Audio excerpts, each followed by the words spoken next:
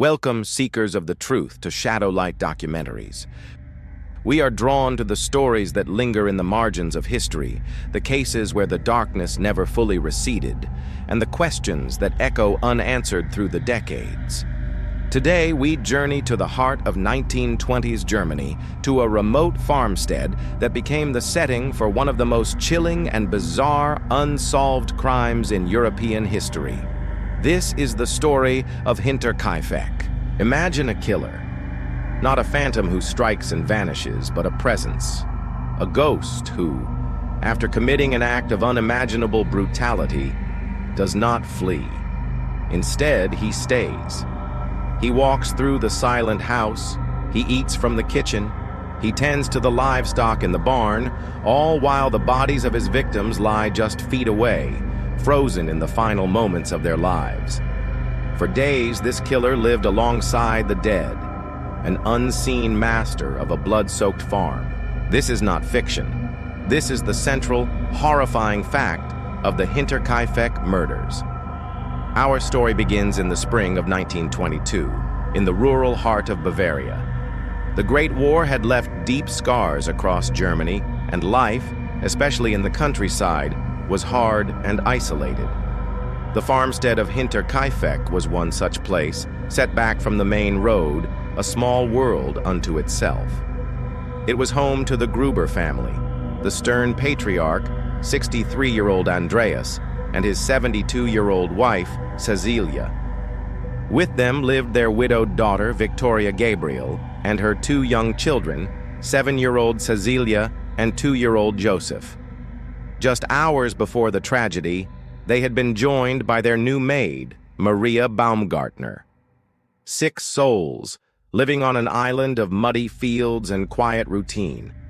But in the weeks leading up to the end of March, that quiet had been broken by a series of strange and unsettling events. The family's previous maid had quit abruptly 6 months earlier, claiming with terror that the house was haunted. She spoke of disembodied footsteps from the attic and voices when no one was there. The Grubers, a practical and unsentimental family, dismissed her fears. But soon, Andreas Gruber himself could not deny the strangeness seeping into his home. He told neighbors of finding a single set of footprints in the fresh snow, leading from the dense forest directly to the farmhouse, but none leading away.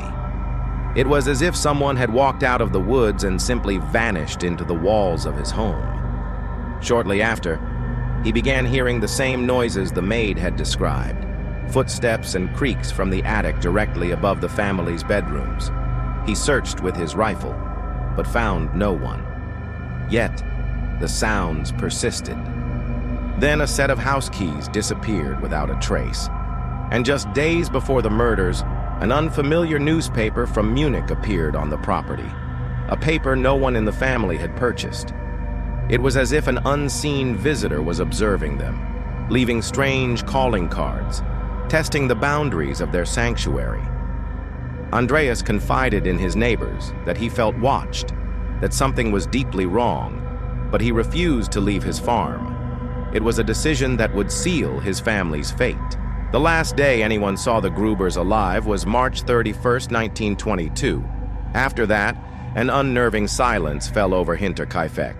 Young Cecilia was absent from school for several days. The family missed Sunday church services, a highly unusual event. Mail began to pile up. Finally, on April 4th, a group of concerned neighbors, led by a man named Lorenz Schlittenbauer, decided to investigate. What they found was a scene of absolute horror. Inside the barn, hidden beneath a layer of hay, were 4 bodies. Andreas, his wife Cecilia, their daughter Victoria, and young Cecilia had been brutally killed.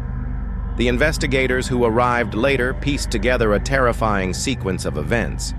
It appeared the killer, or killers, had lured the family members into the barn one by one. First Victoria, then her mother, then her father, and finally, the 7-year-old child. Each was dispatched with savage blows from a mattock, a heavy farming tool similar to a pickaxe. The slaughter did not end in the barn. The killer then moved from the barn into the main house. There, he entered the bedroom of the new maid, Maria Baumgartner, and killed her in her sleep. His final victim was 2-year-old Joseph, murdered as he slept in his cot in his mother's bedroom. 6 people, 3 generations of a family, wiped out in a single night of methodical violence. The initial shock of the discovery soon gave way to a chilling, almost unbelievable realization.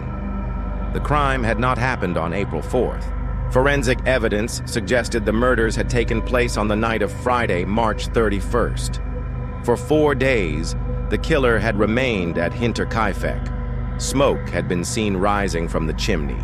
The family's dog had been tied up. All of the cattle and farm animals had been recently fed and watered. In the kitchen, meals had been prepared and eaten. The killer had made himself at home, sleeping in the beds, eating the food, and maintaining the farm's routine, all while the bodies of the Gruber family lay cold in the barn and in the house.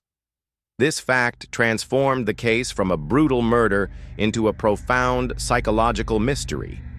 What kind of person commits such a horrific act and then calmly remains at the scene? It suggested a motive that was more complex than a simple robbery gone wrong, as a significant amount of money was left untouched in the house.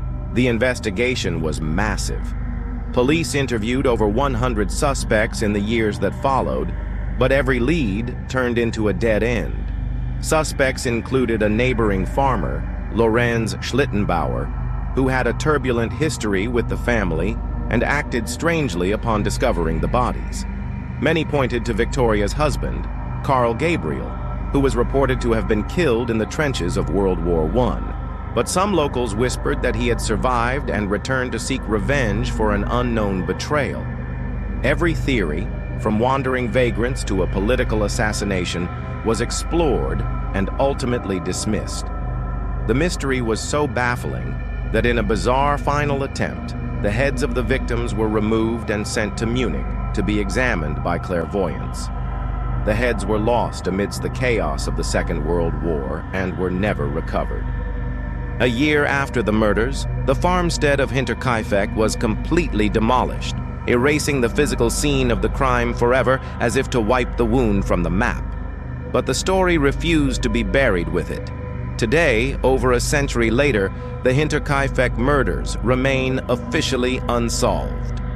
It is a case without a culprit, without a clear motive, and without a conclusion. It stands as a terrifying monument to the unknown. Who was the man who walked out of the forest and never walked back?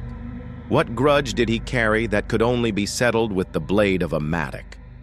And most chillingly, what went through his mind during those long days and nights he spent living on the farm, a ghost at the dinner table of the family he had just destroyed? The shadows around Hinterkaifeck are long, and they hide their secrets well. Thank you for joining us in the search for answers here at Shadowlight Documentaries. If you are drawn to the mysteries that lie hidden in the quiet corners of history, please subscribe to our channel. You may also be interested in our investigation into the equally baffling case of the Villisca axe murders, a story that shares many haunting similarities with this one. Until next time, keep looking into the shadows.